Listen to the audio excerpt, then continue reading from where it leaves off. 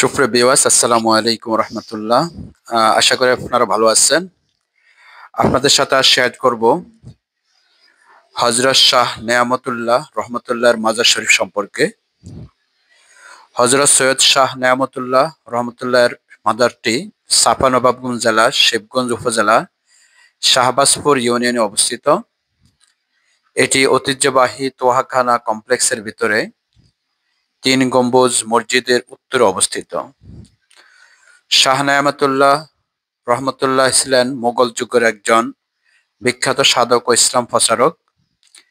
তিনি তৎকালীন গৌড় অর্থাৎ বর্তমান চাঁপাইনবাবগঞ্জ এবং সংলগ্ন এলাকায় অঞ্চলে ইসলাম প্রচার করেন এবং সেখানেই 1075 হিজরিতে অর্থাৎ 1664 খ্রিস্টাব্দে মতান্তরে 1080 হিজরিতে 1669 খ্রিস্টাব্দে ইন্তেকাল করেন।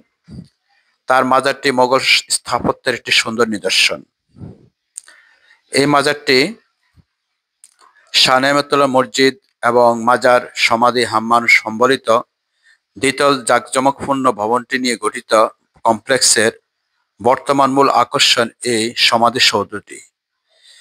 উঁচু ভিত্তিদেবীর উপর দণ্ডায়মান সমাধিসৌধটি বর্গাকৃতির একটি গম্বুজ বিশিষ্ট ইমারত। এর প্রত্যেক বাহুর দৈর্ঘ্য বাইরের দিক থেকে 16.15 মিটার, প্রাচীর প্রায় 1.23 মিটার চড়া। প্রত্যেক দেওয়ালে 3টি করে প্রবেশপথ সন্নিবিষ্ট হওয়াতে এই সমাধিসৌধটি বারদুয়ারি ইমারত দ্বারা শনাক্ত করা হয়। ইমারতটি ইট দিয়ে নির্মিত, মূল কক্ষের চারিদিকে ঘেরা এবং রয়েছে টানা বারান্দা। এই বারান্দার বিস্তার হলো 3.35 মিটার। শাহ নেয়ামতুল্লাহর সদাবার সম্বলিত কেন্দ্রীয় কক্ষটি একটি বর্গাকৃতি এবং প্রত্যেকটা বাহুর দৈর্ঘ্য হলো 7.48 মিটার।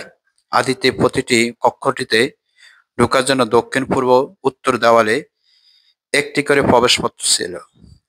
পরবর্তীকালে পূর্ব এবং উত্তর পথ দুটি বন্ধ করে দেওয়াতে বর্তমান দক্ষিণ দেওয়ালে একটি দরজা উন্মুক্ত আছে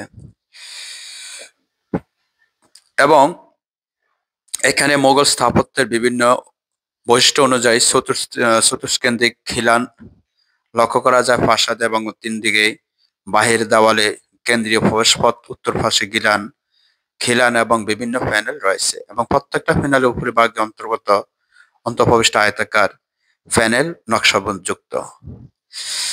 সমাধিসৌধটি ভূমি নকশার বিন্যাসে দেখা যায় যে কেন্দ্রীয় বর্গাকৃতি কক্ষটি বেষ্টন করা আছে তার চতুষ্পদের পাশের বল্ট নির্ভর টানা বারান্দা দ্বারা।